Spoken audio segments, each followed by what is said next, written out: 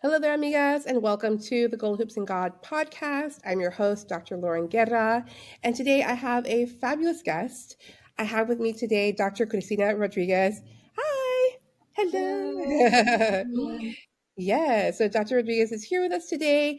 She is also the creator and founder of a great community platform called Latinas with Masters. You may have seen it online, so we'll definitely talk about that today. And I'm happy to have you here. Thank you so much for welcoming me into your space. I'm excited. Yes, this will be great. This is exciting. So we'll jump right in with our conversation. So, one of the main things that I love to talk about on the podcast is culture, because we as Latinas are so diverse and coming from different backgrounds, different communities, different childhood experiences, etc. Some of us grew up in cities, some in more countryside, etc. So I would love to hear from you about your experience and how you self-identify in terms of your Latinidad and culture. Absolutely. So, I am from San Francisco, California. I'm first generation Latina. My family is from Nicaragua, so I'm first generation Latina Nicaraguense. And I grew up in San Francisco for the majority of my life. Um, for those that are from the Bay Area, we've lived all over the Bay Area. Like we say, we're from a certain city, of course, because that's where our upbringing is. But you technically have lived all over at one place in your life or one time in your life. So I was born and raised in San Francisco, and I lived there for probably up until like fifth or sixth grade. My parents did divorce at one point, so I lived in Daly City with my dad, and my mom lived in San Francisco.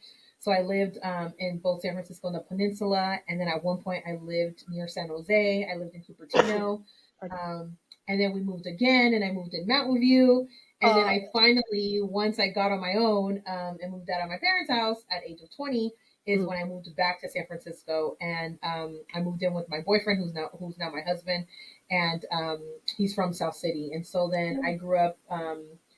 I stayed in South City for about 12 years. And then most recently, I moved across the Bay Area, 2 bridges, and now I live in Vallejo. So, full circle moment. I've lived in many cities, have a lot of experiences because of that.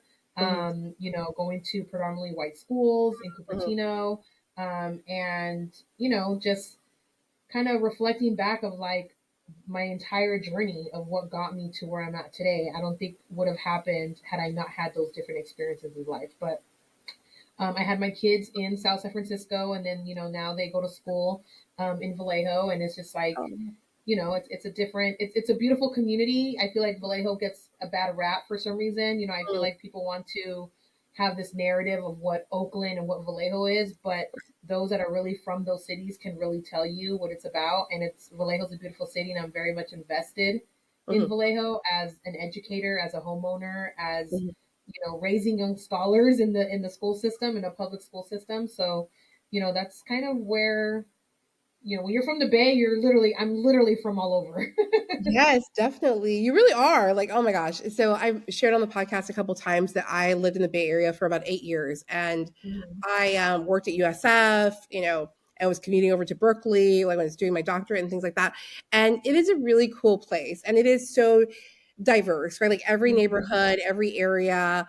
And I love that. I love it. It's so cool that you really got to experience like so much of the Bay Area through the years. Great. Very cool. Fantastic. So do you want to share a little bit more as far as like your Latina identity and being Nicaraguan? I would love to hear more about that. Absolutely. So, growing up, I always knew I was Nicaraguense because I was always like instilled in my upbringing, right? Like I ate gallo pinto, I ate nacatamales. We would go to a lot of purissimas and cultural events, and we had a lot of family that came from Nicaragua, or even being community with Nicaraguenses, right? There was a long time where I didn't really consider myself Latina because I didn't know what that was. I don't think my parents really said like you're Latina. It wasn't until later on I was like, oh, I am Latina because Latina is X, Y, and Z, right? But what's interesting is when I was older, my mom would tell me that I wasn't Nicaraguense. So I was confused. Like, what do Oh, you mean interesting. I'm not Nicaraguense? Like, Mm-hmm. my dad's from Nicaragua, you're from Nicaragua. But what my mom was saying was that I was American because I was born here and I have Mm-hmm. privilege to go to Mm-hmm. have an education. I have the privilege of, me, knowing the English language, right? Right. I have the privilege of, just qualifying for a lot of things just because I am American. And so I was upset with my mom for a very long time because I Mm-hmm. didn't know what that meant. And it wasn't until I got into my master's, and I would say more vocally within my doctoral journey, Yeah. because my doctoral journey became my healing journey, is when I Mm. realized, like, Well, okay, what my mom was telling me was not that mhm. I wasn't Nicaragüense, but basically not letting people identify me, not letting them put me in a box of Mhm. what I'm Sure. supposed to be and what privileges or what access I don't have or I do have, right? And so Mhm. that's how I would like to interpret what my mom was trying to tell me. And because of that, I share that same, kind of teaching to my kids. When I ask my kids, or when I ask my daughter, I ask her, one day me and my husband were asking her, like, when someone asks you, where you from, what do you say? Mhm. And then she says, like, I'm from South San Francisco. She Mhm. goes, my mom is from Nicaragua and my dad is from Mexico.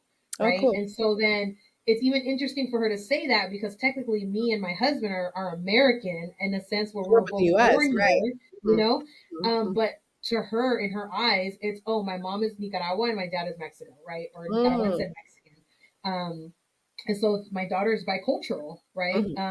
Sure. So yeah, Yeah. so it's interesting just even to see the lens in which my daughter identifies herself, and then who am I to correct her, right? Mhm. And so then what I say is I'm here to help you ask any questions or clarifying questions, or what does it mean to be Nicaragüense? What does it mean to be Mexican, right?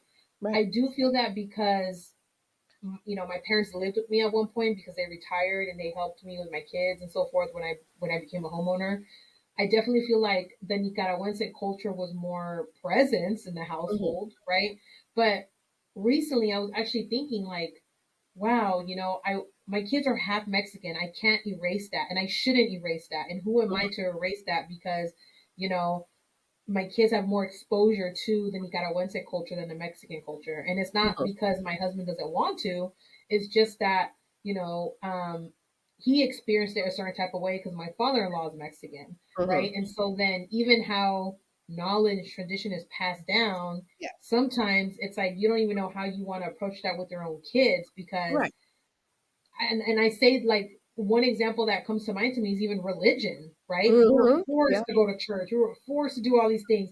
And Yes. now I don't Mhm. force my kids to go to church. You know what I'm saying? Like, and so there's things like that that me and my husband talk about that we're kind of like, yeah, we're super grateful of like the experience we had. We don't want to like blame our parents for our upbringings because they survived with the resources and the community that they had, but Yeah. like there were certain things that we would probably be okay not doing and we would still turn out fine. And so those are the things that come to mind to me when it comes to identity, when it comes to religion, when it comes to education. I feel Mhm. that I don't want to jump down my kid's throat of like this is how you're supposed to be Mhm. because the system, society is already going to want to do that for them, Right. and I want them to be mindful or at least be confident to for them to say, I know you want to label me as Mexican, but I'm Mexican and Nicaraguense. I know you want Mhm. to label me as Chicano, but I don't identify with Chicano, right? Like I want them to make that decision for them Totally. versus me doing it for them. I love that. Yeah, that's really wonderful. I think that's one of the biggest life lessons is that there are things that we can learn, right, from our families, our grandparents, parents, etc. And then there's also things that maybe, you know, they did the best they could, right? I think that's kind of like the what many of us realize is like, wow, like they did the best they could. There's a lot of things Mhm. that they didn't know. You don't know what you don't know in life, right? And so I love that. I think that's really cool that you are intentional about your children knowing their background, knowing that their parents are from Nicaragua and Mexico. That's really great. I love that. Mhm. Cool. So you Thank touched you. upon religion, and that is my favorite subject. Yeah. I find it so fascinating. Religion and spirituality are super interesting to me. And so I would love to hear, kind of like how religion, if it if it played a significant role in your childhood home, how you kind of interpret it now, and sort of like where you're at with that question of like, spirituality, faith, etc. Broadly, we leave it nice and roomy here. Yeah. Yeah, no, absolutely. I am a woman of God. I do believe in God. Mm, I grew up Catholic, right? And both my parents were Catholic. I mean, even from my dad's side, I do have family members who are Pentecostal. I do have family members that are Jehovah's Witness. I don't look at them any different. mm, They never, preached that down my throat. I never felt um, like I had to convert to that, yeah. because I That's see wonderful my to tia, I hear. see my Yeah. cousin for who they are, right? And we're all, you know, um, God's children, right? At the end of the day. Mhm, Um, but I grew up Catholic. I mean, I did my baptism, my communion, mhm. my confirmation. I had a quince. I got Oh, married wow, in the Catholic church. I did the whole nine, girl. Um, yeah. and, I want to say that was instilled through our parents, right? Both of our parents were both, me and my husband were both Catholic, both got married in a Catholic church. But Mhm, even like with my mom's, experience, like she went to the way that my mom says it is, yo fui en un internado, right? Like she says it in a way where it's like, I went to an all, Catholic boarding school, right? oh Like my goodness. it was so like, traumatic how she would say it to me. But she grew up, with nuns and she wanted to be a nun at one point, right? Really? Until Wow. she met my brother's dad. And so then, so I always like heard Catholicism like through my mom, but it always felt forced, right? It was always Mm, like, in order for me to see my dad, I had to have good grades. If not, the nuns mm. would not let me leave, school for the weekend. Or I guess there was Oh, like some type wow. of an agreement that my grandpa had. So like education was very important for my grandpa and my mom, right? It's like, these are the standards. If you don't meet those standards, Yeah. then you don't, Focus on the um, grades. Wow. Wow. you're not worthy of having the things Wow. that you want, right? So Wow. my mom was very big on education, very big on religion in that Mhm, sense. My dad was more lax. I think he kind of went with the flow. And then I feel like that's how my husband is too. But I want to say that it wasn't until I was at USF. I did go to USF for one semester in Latin American Studies. I took a linguistics class, and when I really, really started to learn about the role of Catholicism, of the erasure of mhm. indigenous communities, the erasure of language, the erasure of identity, like I knew that, but I didn't understand that. You know what I'm saying? Like I knew that happened, but what that meant and how they did it Right. obviously was very a controlled narrative. Mhm. And so then it wasn't until I took that class, I was ashamed to even say I was Catholic. Like, oh Oh, my God, interesting. priest did this? Like, what is this? Mm, Um, but still not really understanding what that meant. And mhm, then, I still went through the Catholic Church. I still got married and I had a wonderful priest. And I definitely feel that my experience with Catholicism with regards to my marriage strengthened us, right? Through mhm. our, faith in That's God. beautiful. Yeah. And I don't look at that anything different. I feel like what has changed for me was more along the lines of the traditions of Mhm. Catholicism, Yeah. right? Definitely how Catholicism was created. I'm not like super obviously like, invested in that, but Sure. I definitely feel like an example would be like the communion. I have not, my kids don't have their communions, right? I don't know how I feel about that. Like, I feel like, Yeah. we did it because that's tradition and that's something that like everybody in our family did. But now I'm kind of like, do I have to communion? Like, do my kids have to Yeah. do the communion? Like, they know about the Ten Commandments, they know about God because me and my husband teach that. But like, Mhm, what is the role of Catholicism in my kids' life? And mhm. I think because it was so forced upon us Yeah. that we're kind of like, I don't want to put that. It's off-putting for sure. Yeah, like I don't want to create trauma with religion for my Yeah. kids. Um, Yeah. and so I did try to put my kids in Catholic school, and I just didn't like this whole like you have to be part of the parishioner and you have to pay, and then they're like made up rules at this point. And Oh, even when I yeah. were to ask, like, where does that come from? Where does it say in Right, the Bible, right? Then right. I'm questioning, right? I'm questioning the Bible. And so I was like, let me take a back seat a little bit. Like, let me see what does that look like. And Mhm. then again, it wasn't until my doctoral journey that I started really learning about like indigenous ways of knowing, right? Of Mhm. like, just like more like spirituality and like Mhm. grounding methods, all these things that like we were not taught in Catholic school or Yeah. like Catholicism. And so I feel like right now, like I can go to a Catholic church, like I know my prayers in Spanish, I can get the Yes. communion, like I can do all of that, but it's just rehearsed at this point, right? And for me, it's You know, like I have a very strong, connection with God. Me and my husband do, and our kids do as well. And I feel that that is enough for me. Like I don't have to be part of a yeah, particular religion, but I guess my default is yes, I'm Catholic, right? Because yeah, that's familiar, and I know that, and I'm okay with that at this yeah, point. totally, totally. And there's a lot there. I mean, there's a lot there. I've spent like gosh, so much of my life, like not only studying it formally, but also like reflecting on it, right? Um, and it's true. There's a whole lot of things that I feel there's great reasons why people leave the Catholic Church, and I totally get it, right? Like there's a lot going on. And it's kind of sad though too, because I feel like sometimes the church doesn't do anything to fix it either. You know what I'm saying? Like you're Mhm, not, in other words, like if you see people are kind of leaving, turning away, no, like people are losing hope, people are not connecting anymore.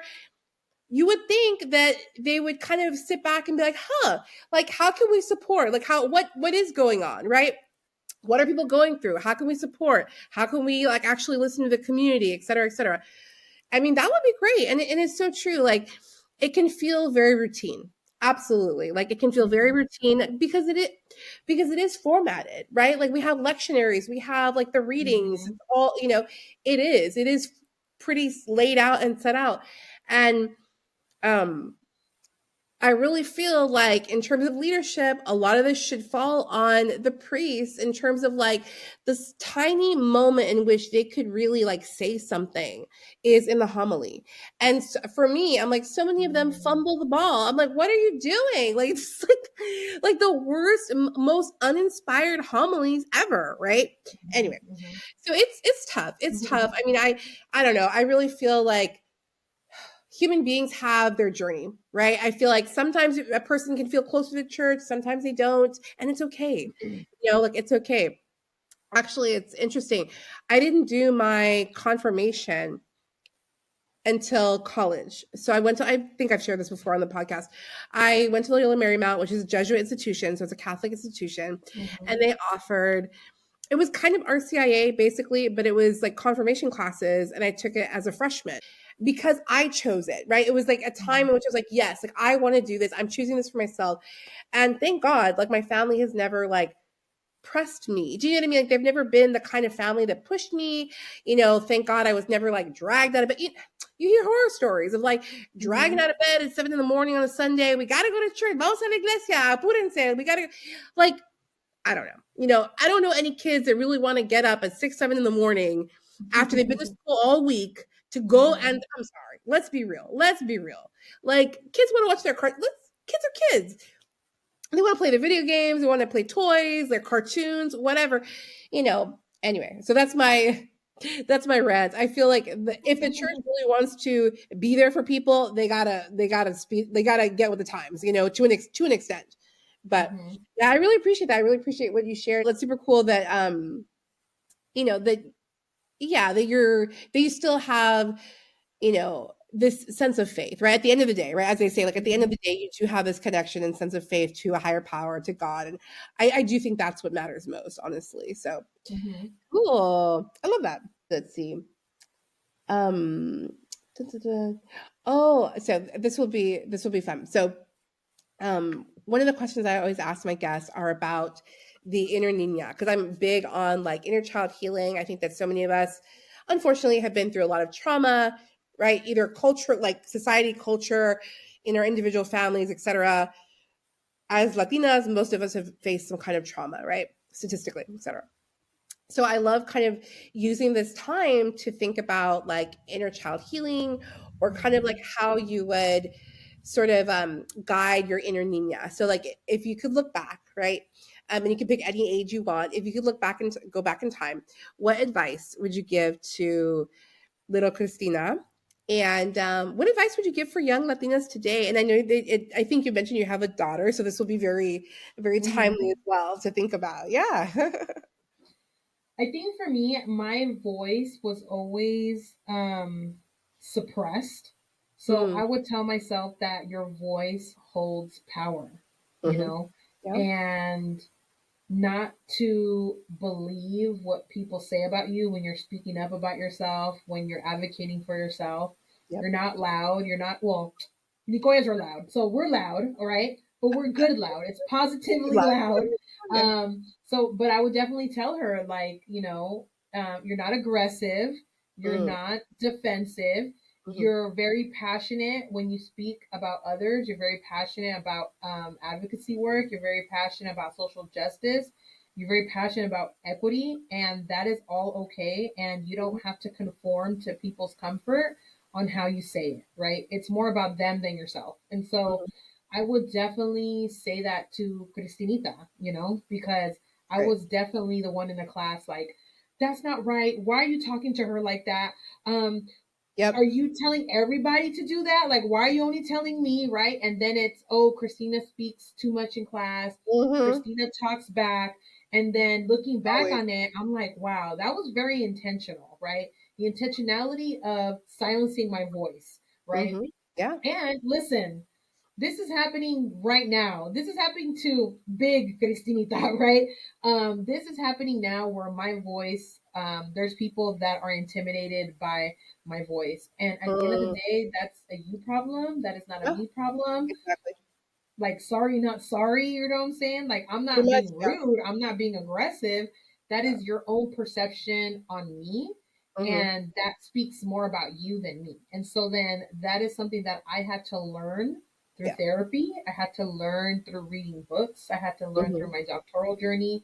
There's a lot of things that I had to unlearn and Hmm. learn. Hmm. And that is something that I'm definitely teaching my daughter. And my daughter's advocacy looks very different than mine. Hmm. Like even when I go out and someone's being rude to me, my daughter's already like, ah, oh my God, like, okay. Like, Oh and it's no. not even that, and it's more of like my mom is about to like chew you alive. You should have not done that, You right? should have done that. Exactly. You Nice. should have not done that.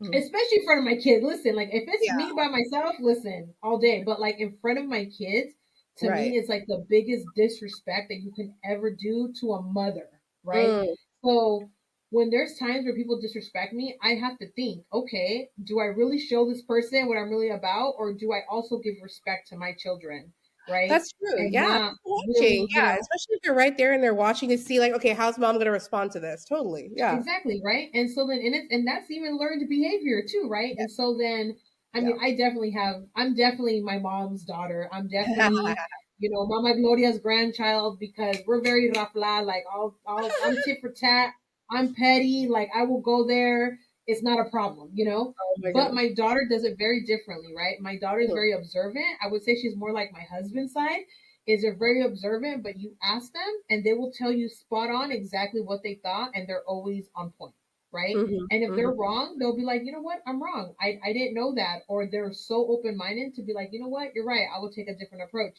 But Right. my daughter is very observant to the point where we'll get back to the car and she'll say, wow, that person was very rude. Like, wow, mom, like, I can't believe she was doing that to us. This Wow. is not me telling her.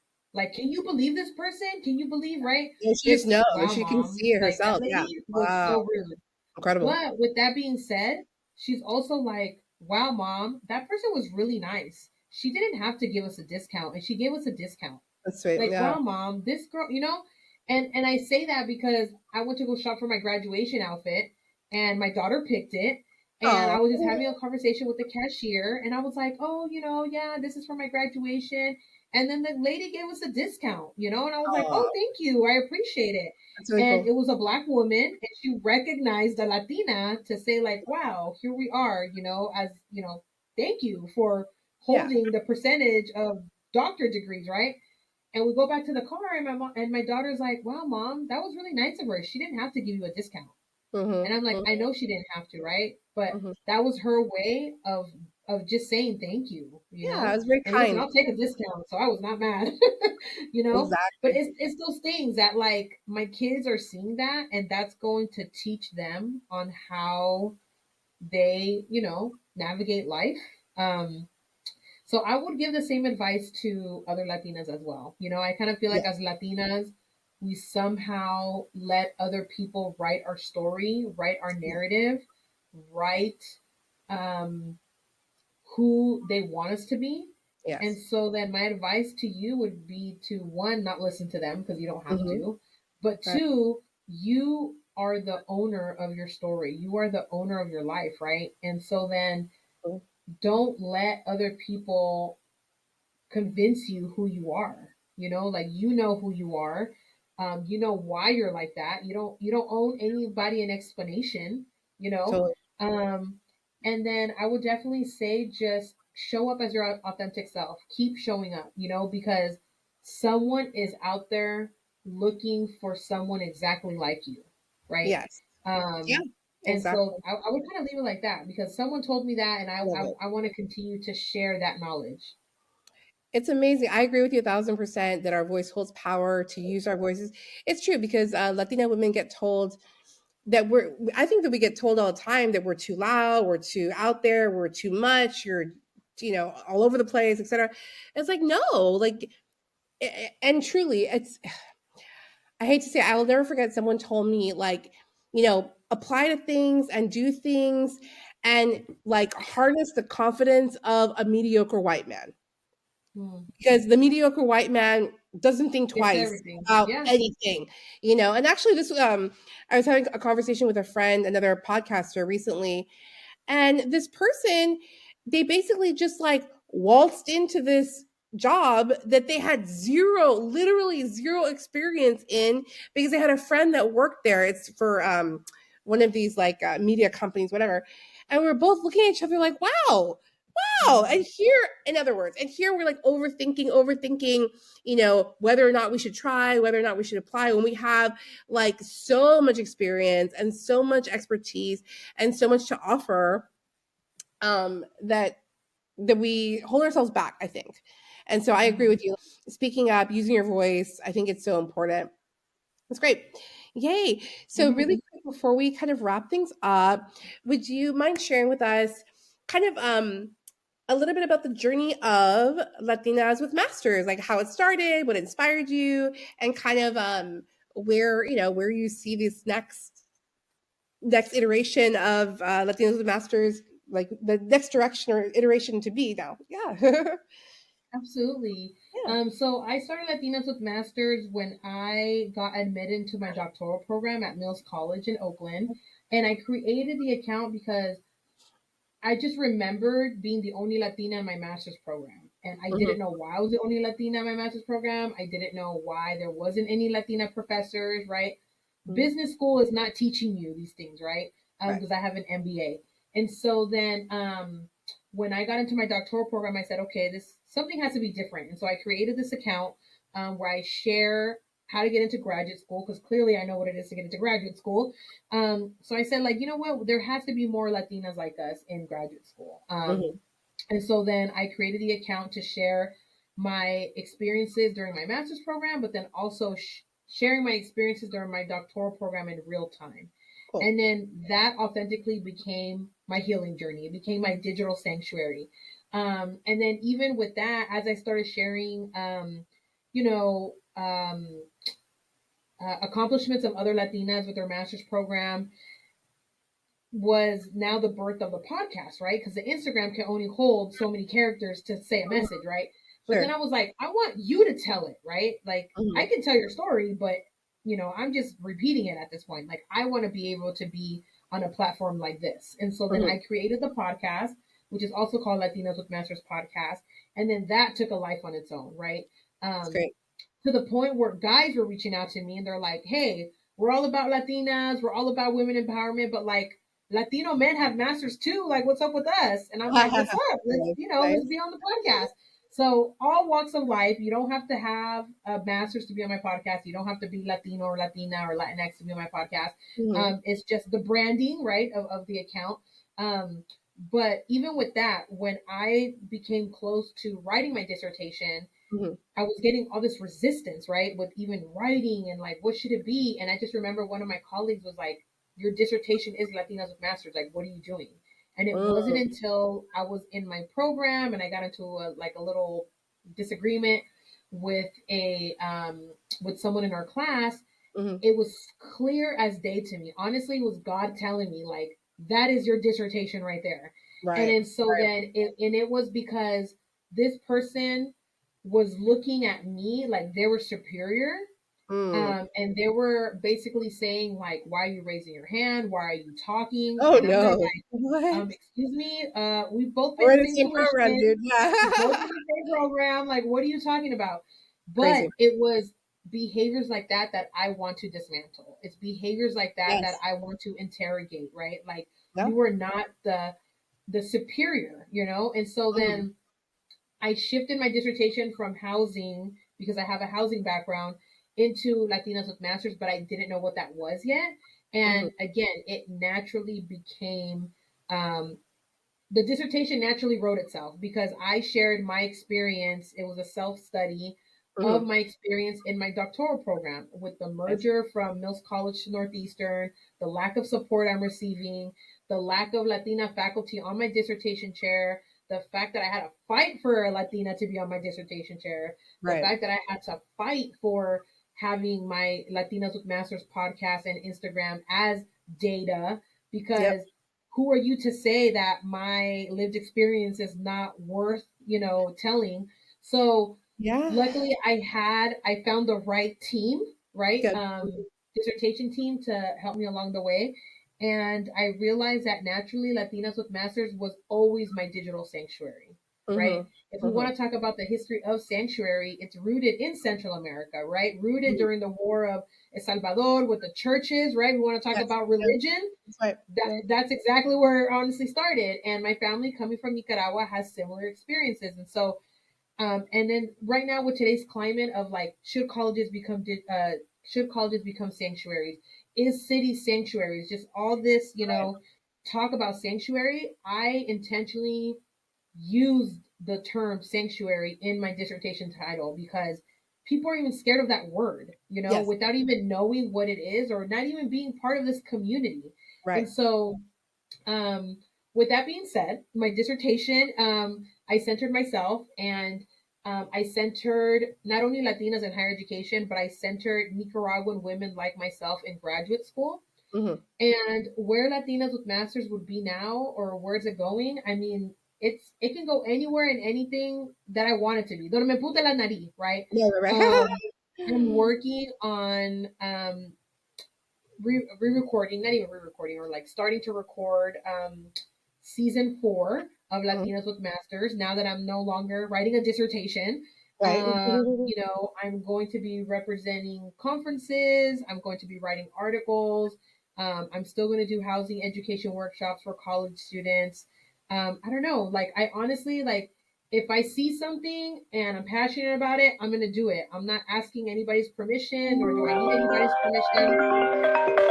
So I'm pretty much doing like, you know, anything that I need to do to continue to elevate Latinas with Masters, not only the brand, but the community within Latinas with That's Masters. great. And that's always to inspire, empower, and educate other Latinas Mhm. and women of color in graduate school.